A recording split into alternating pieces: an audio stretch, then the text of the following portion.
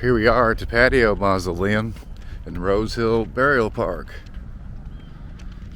And we're going to see today Glen Larson. Who's Glen Larson, you say? He was the creator of a lot of hit shows you may like. Magnum P.I., Knight Rider, Quincy, BJ and the Bear, The Fall Guy, The Hardy Boys and Nancy Drew Mysteries, and Battlestar Galactica. It's a lot of shows. I watched a lot of those shows. He also helped develop The $6 Million Man and McCloud. He was born in Long Beach, California, and he died in Santa Monica, but he's buried here in Oklahoma. He was 77 years old, and here's where he's entombed, right here.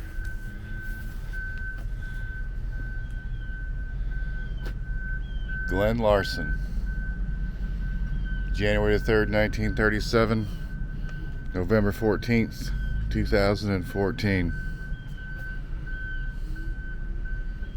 Well, I enjoyed the shows.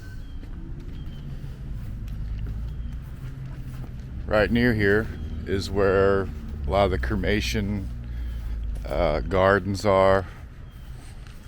This is the third mausoleum on the site. This is an outdoor mausoleum. There are two indoor mausoleums.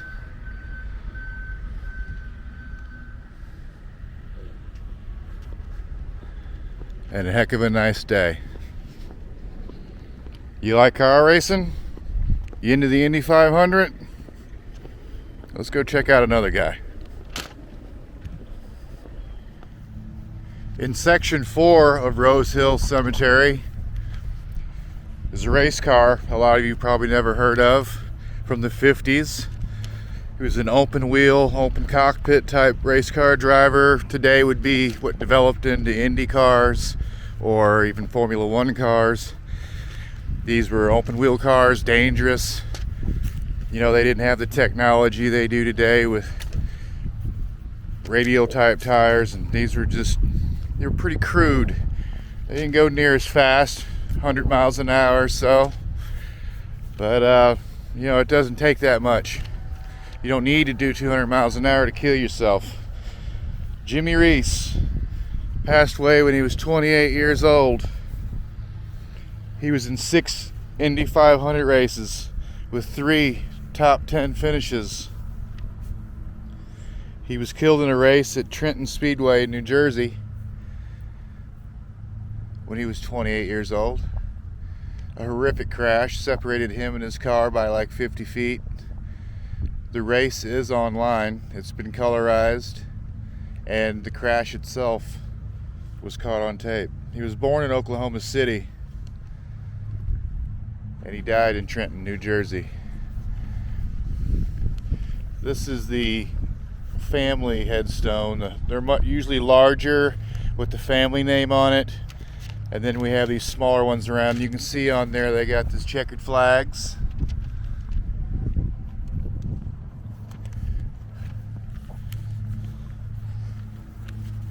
Then you step back here, and here are the other family members.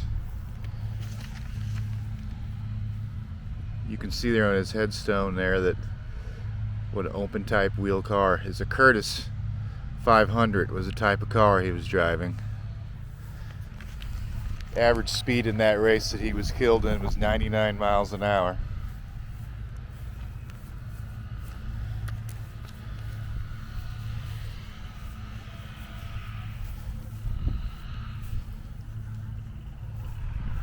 This cemetery, Rose Hill Burial Park, is 127 acres.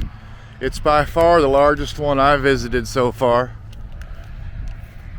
And like in our video of Mount Holly Cemetery in Arkansas, they called it the Westminster Abbey of Arkansas. This has been called the Westminster Abbey of Oklahoma. Lots of senators, Supreme Court justices, congressmen, governors, and other very wealthy business owners are buried here. It was started in 1915, and this mausoleum you see right there was built in 1917. It's in the shape of a cross. If you could look at it down on it, if you could fly over it and look down, it looks like a cross. At the front of the property is a newer mausoleum built in 1937. It's much larger, and it was modeled, the entranceway, the chapel area when you first come in is modeled after King Tut's tomb. And we have somebody in there special that we're gonna go visit. If you're a Yankees fan, you're gonna love it. Rose Hill Mausoleum,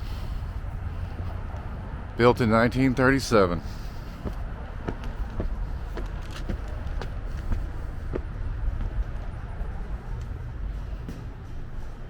And this is the entranceway that was supposed to be modeled after King Tut's tomb. You see the ceiling has painting on it.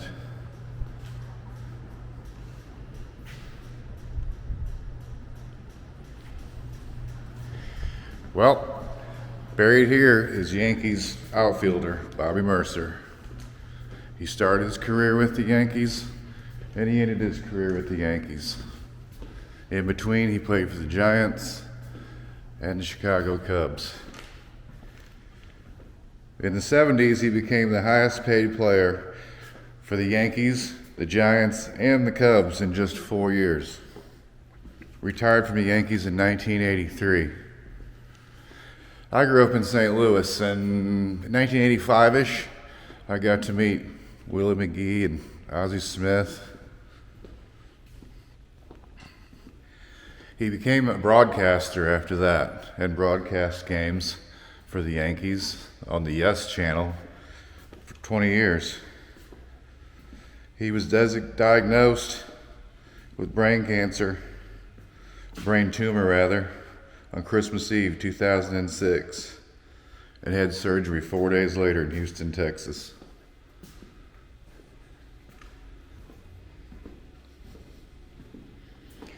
Bobby called an inning at the Yankee Stadium in 2007. Once his presence was made, he received a standing ovation from the crowd, and the Yankee players came out of the dugout to pay their appreciation. And here's where he is entombed. Bobby Ray Mercer, 1946-2008. He was 62 years old.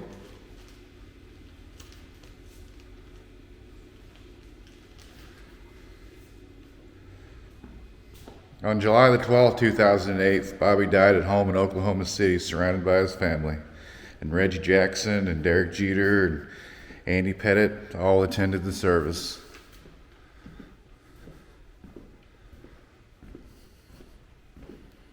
This is a very large mausoleum. There are some sarcophaguses too, and niches.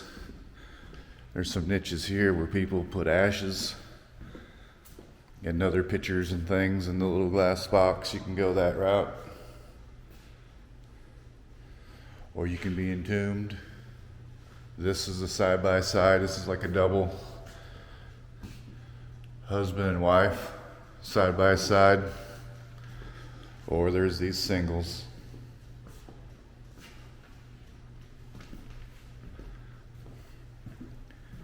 Here's a large sarcophagus with the name Magnus. And beautiful stained glass windows all over. This place is a real sweet smell.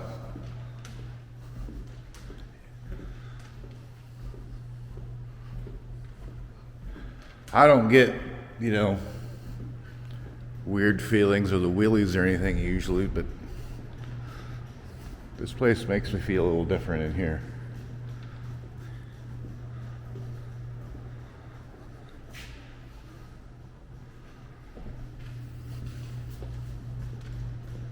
Okay guys, so before we go, I figured I'd take you to the original mausoleum here, the one built in 1917. It's much smaller than the one we were just in. They don't unlock this one. The other one's open from 8 to 4 every day and they lock it up, but we'll go up here and take a jiggle on the door, but I'm pretty sure we're not getting in. Nope. Alright.